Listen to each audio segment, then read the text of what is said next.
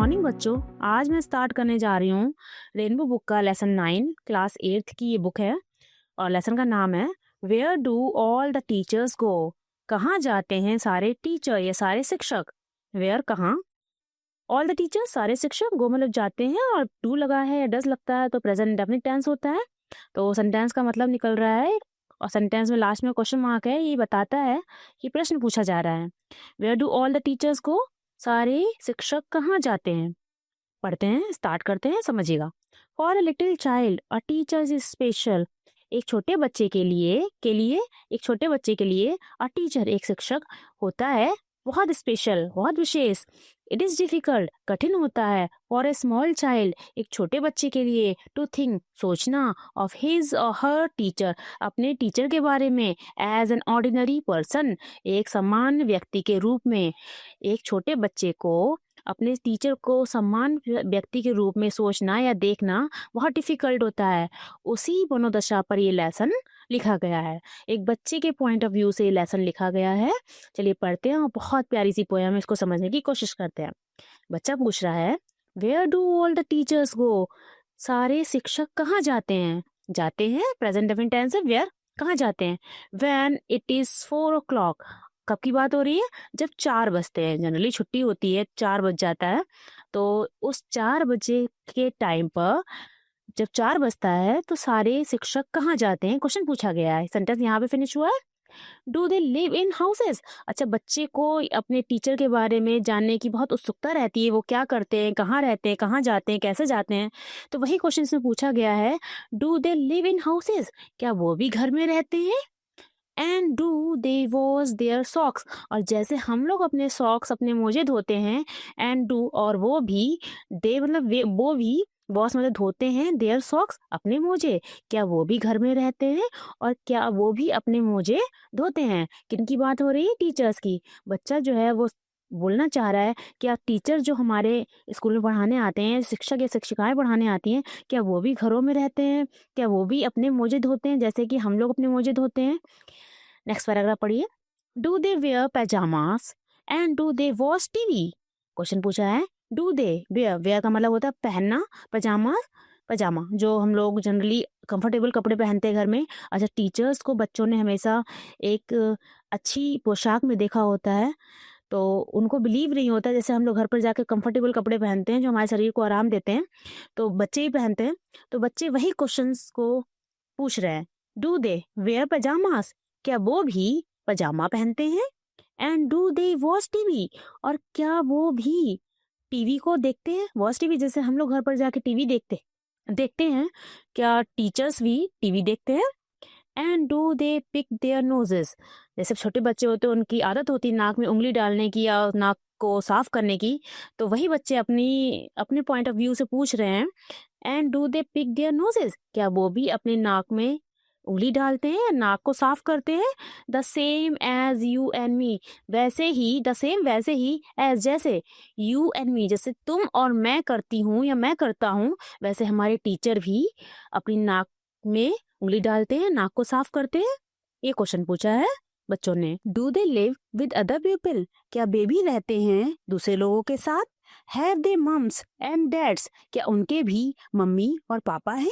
यानी कि टीचर जब ढेर सारे हैं तो ढेर सारे टीचर की ढेर सारी मम्मियाँ और ढेर सारे पापा हुए, तो उसी से बहुवचन बनाया गया है मम्स एंड डैड्स। क्या उनके भी मम्मी और पापा उनके साथ रहते हैं। And were they ever children, अब बच्चों के लिए क्वेश्चन देखिए कितना प्यारा सा क्वेश्चन बच्चों ने पूछा है। वर दे एवर चिल्ड्रन, क्या वो भी कभी बच्चे थे। And were they ever bad, और क्या वो भी कभी बुरे थे। यानी कि जैसे बच्चे होते हैं छोटे छोटे शैतानियां करते हैं, तो वैसे ही बच्चे पूछ रहे हैं क्या हमारी तरह टीचर भी कभी बुरे थे और क्या वो भी कभी बच्चे थे। Next paragraph. Did they ever never spell right, क्या उन्होंने कभी सही वर्तनी लिखी। क्या जैसे बच्चे छोटे छोटे गलतियां करते हैं, स्पेलिंग मिस्टेक करते हैं, तो बच्चों के लिए ये सोचना थोड़ा सा मुश्किल है कि हमारे टीचर ने भी क्या कभी गलती की होगी। वो उत्सुकता दिखाते हैं, क्या कभी उन्होंने भी अपनी वर्तनी सही लिखी है, गलत लिखी है। Did they ever make mistakes, क्या उन्होंने कभी, मेक मतलब बनाई है, की है, मिस्टेक मतलब गलती, क्या उन्होंने कभी गलतियां की जैसे हम गलतियां करते हैं, क्या उन्होंने भी कभी गलतियां की।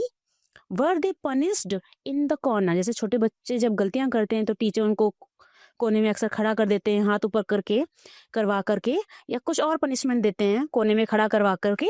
वैसे ही बच्चे पूछना चाह रहे हैं कि वर दे पनिश्ड इन द कॉर्नर, क्या उनको भी कभी कोने में पनिश्ड किया गया है। If they pinch the chocolate flakes, क्या उन्होंने कभी, पिंच का मतलब वैसे होता है चुराना, क्या उन्होंने कभी चुराई है चॉकलेट फ्लेक्स। फ्लेक्स मतलब पपड़ी होती है, और चॉकलेट जानते हैं बच्चों को बहुत पसंद होती है, तो कभी किसी की चॉकलेट है रखी हुई और चुरा के बच्चे खाने लगते हैं। तो वही पूछना चाह रहे हैं, जो बच्चा खुद कर रहा है वही सारे जो क्वेश्चंस को वो टीचर्स के लिए पूछना चाह रहा है कि क्या उन्होंने भी हमारी तरह ही चॉकलेट चुरा कर खाई है। Did they ever lose their hymn books, did they ever leave their Green's.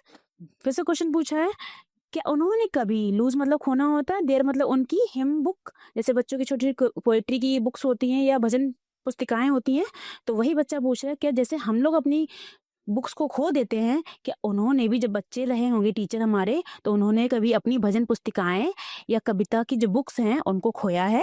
Did they ever leave their greens, greens मतलब ऐसे हरी सब्जियां होती हैं, तो बच्चों को जब हरी सब्जियां पैक करके दी जाती हैं लंच बॉक्सेस में, तो वो अक्सर छोड़ देते हैं उनको, जब उनको पसंद नहीं आती तो वो छोड़ देते हैं। तो बच्चे वही क्वेश्चन पूछ रहे हैं कि हमारे जो टीचर जो थे जब छोटे थे, तो उन्होंने भी कभी अपनी हरी सब्जियां छोड़ी हैं। Did they scribble on the desk top, desk जानते हैं जिस पर रखकर हम लोग पढ़ाई करते हैं, बच्चे छोटे छोटे पढ़ाई करते हैं, टॉप मतलब ऊपर का हिस्सा, तो डेस्क के टॉप पर क्या उन्होंने कभी स्क्रिबल किया है। स्क्रिबल का मतलब कुछ भी लिख देते हैं बच्चे जल्दबाजी में, उल्टी सीधी स्पेलिंग्स लिख देते हैं या नाम लिख देते हैं कभी कभी। तो क्या हमारी तरह ही टीचर जब छोटे थे तो उन्होंने अपनी डेस्क पर स्क्रिबल किया है।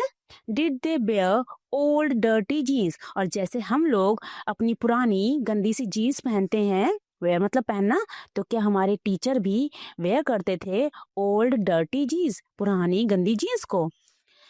आगे देखिए, I will follow one back home today. अब बच्चा यहाँ पर कह रहा है I will follow one back home today, मैं आज फॉलो करूंगा, पीछा करूंगा, वन मतलब किसी एक का, बैक होम टुडे उसके घर जब वो वापस जा रहा होगा, टुडे मतलब आज, तो आज जाते समय शिक्षक का मैं पीछा करूंगा, उनको फॉलो करूंगा।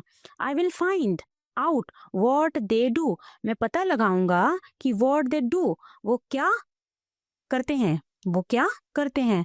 Then I will put it in a poem, और फिर मैं उसको रखूंगा अपनी पोएम में। अब ये बच्चा कह रहा है या हमारा पोएट कह रहा है, ये बात क्लियर नहीं हो रही है। अगर पोएट के नजरिए से देखेंगे तो पोएट जो है उसका काम है लिखना, तो वो बताना चाह रहा है then I will put it in a poem, फिर मैं उसको अपनी पोएम में लिखूंगा कि टीचर क्या करते हैं।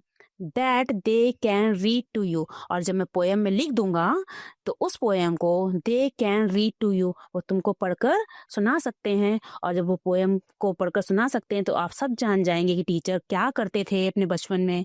क्या वो पजामा पहनते थे, क्या वो टीवी को देखते थे, क्या उन्होंने कभी गलती की, क्या उन्होंने अपनी हरी सब्जियों को छोड़ा है, क्या उन्होंने डेस्क की टॉप पर स्क्रिबल किया है, क्या उन्होंने डर्टी जीन्स को पहना है। ये सारी बातों के आंसर आपको उस पोएम के जरिए प्राप्त हो जाएंगे।